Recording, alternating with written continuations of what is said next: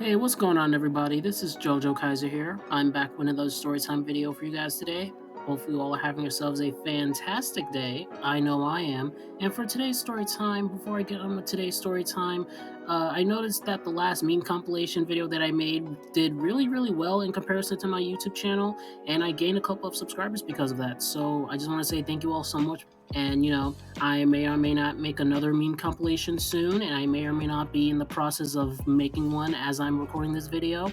Maybe I am, maybe I won't. You're just gonna have to find out sometime in the future, uwu. But yeah. So let's get on with today's story time about how a substitute teacher back in 10th grade literally tried to fight somebody while I was in class. So yeah, that's an interesting video. And without further ado, let's get on with today's story time. Yep, let's go. So today's story time takes place back in 7th grade. Yep, that's right guys, this is a 7th grade Jojo Kaiser here. It's not like in one of my previous other storytime videos where I'm in high school like some kind of freak. But yeah, this story time took place when I was in 7th grade. You know, the basic routine that every 7th grader has gone through throughout their lives in some way, shape, or form. They get up, brush their teeth, not put on clothes yet because they're too busy watching SpongeBob like the true chads that they are. So then they get dressed, they start going to school, they get to school, and so far things are going pretty okay. I don't have any issues. I just want to make sure that I have a good day so that I can go back home and play some video games like a true Chad that I am. But on this particular day, clearly that's not the case, because if that was the case, I wouldn't be making this particular story time on this particular day, you know what I'm saying? So anyways, right, I'm at school. Fast forward to 6th period, literally the period before lunch. I'm just sitting there trying to get my notes done, And on this particular day, we had science. And in this particular science class, on this particular day, my regular teacher wasn't in school because she had some kind of doctor's appointment or something. I don't really remember, and to be honest, it's not really that important for this particular story. And yeah, on this particular day, I had a substitute teacher.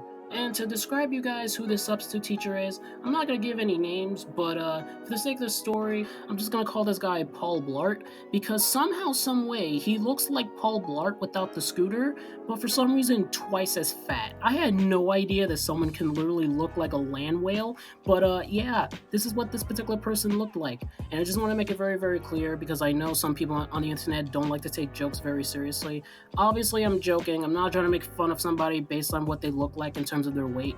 But yeah, I'm describing this person as a literal land whale version of Paul Blart, because this guy was just super, super mean to pretty much everybody. I don't know what his issue was. I don't know if someone pissed in his goddamn Cheerios or if he just went through some kind of breakup or something, but something tells me that this guy is going through stuff to the point where he wants to be completely upset at other people for no reason whatsoever.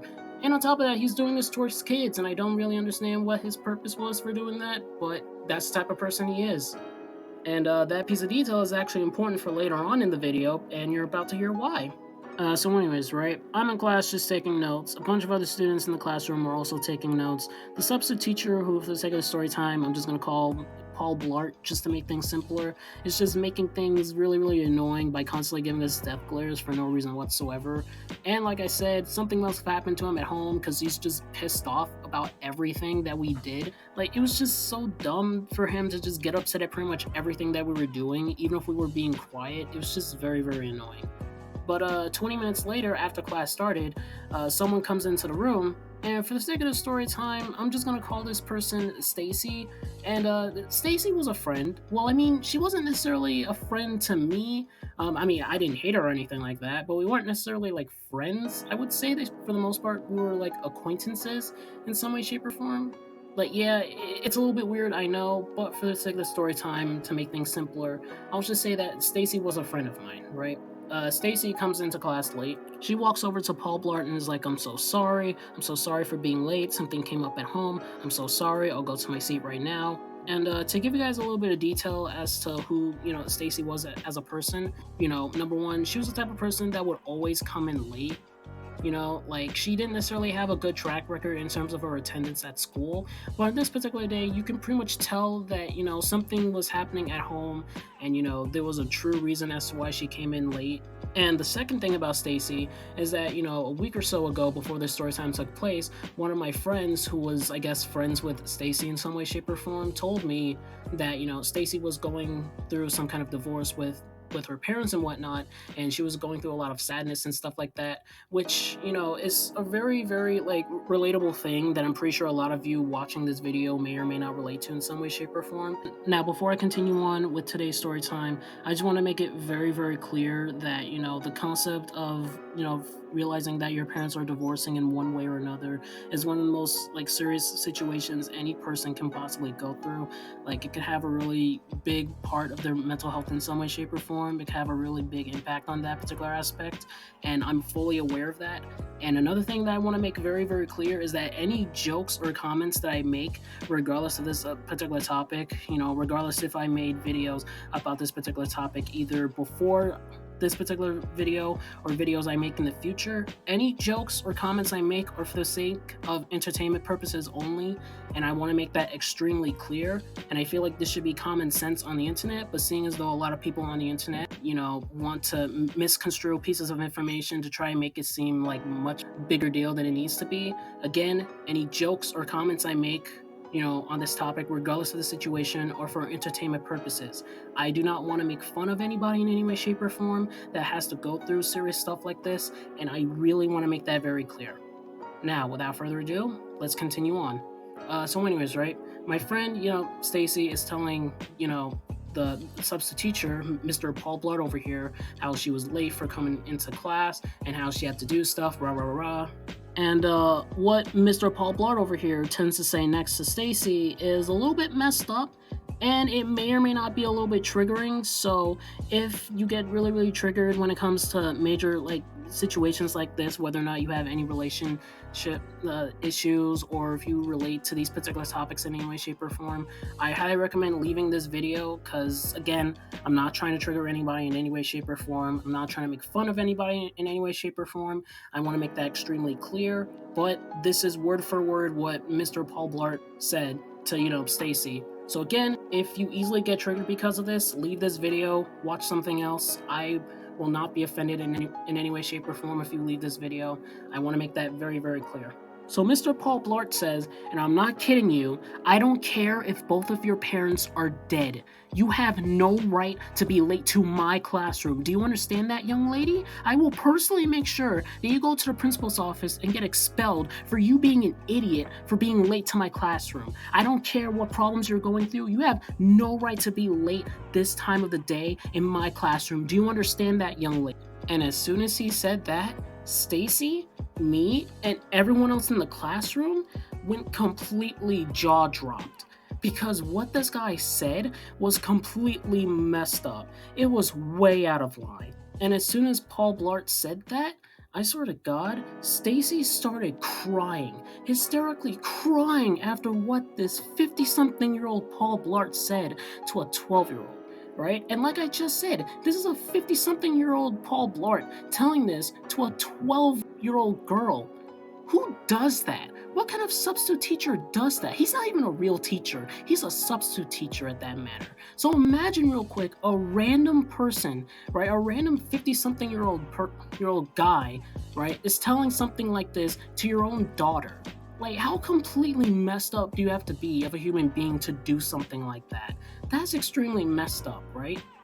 And then what happens next is somehow even worse, right? So after Stacy is hysterically crying, as you should when someone says something like that to you, Mr. Paul Blart has the audacity to try pushing her out of the door, being like, you're causing a disturbance, leave. Like, he's literally putting his hands on her, right? Pushing her out of the door, being like, leave, go to principal's office. You're getting expelled right now, young lady. And I wasn't having this. So I stand up and I'm like, whoa, dude, you are way out of line. What's wrong with you?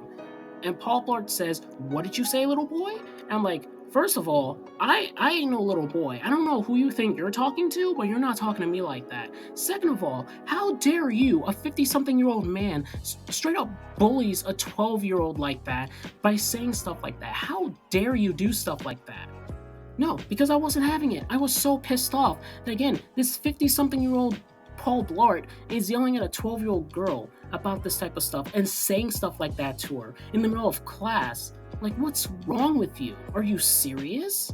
So anyways, right? I'm going back and forth with this fatter version of Paul Blart over here, and then out of nowhere, Stacy, as I'm talking to this Paul Blart looking mother trucker, literally punches him in the face as he falls to the ground. I'm like, whoa, okay, that was a little bit weird. Like, yeah, Stacy straight up punched this guy in the face. And I'm not gonna say whether or not that was a good or a bad thing, depending on the context, but I'm gonna say that it was a little bit justified when you basically say that you don't care whether or not their parents are gonna die when their parents are going through some kind of, divorce in any way, shape, or form. So yeah, I feel like it was a little bit, justified. Again, I'm not saying whether or not it was a good or a bad thing. That's for you guys to, determine on your side. But anyways, right? Stacy is on top of this Paul Blart looking mother trucker and straight up wailing on him. So then 10 seconds later, because this literally only lasted for like 10 seconds, the security guards finally come, and I realized that they finally came because one of the teachers next door heard the entire, commotion. And, she was fearful that, Mr. Paul Blart over here was going to do something to this little girl who was 12 years old, by the way, while he's like a 50-something-year-old man. I want to make that very, very clear. So yeah, right. The security guards finally came. They took, Stacy off of Mr. Paul Blart over here.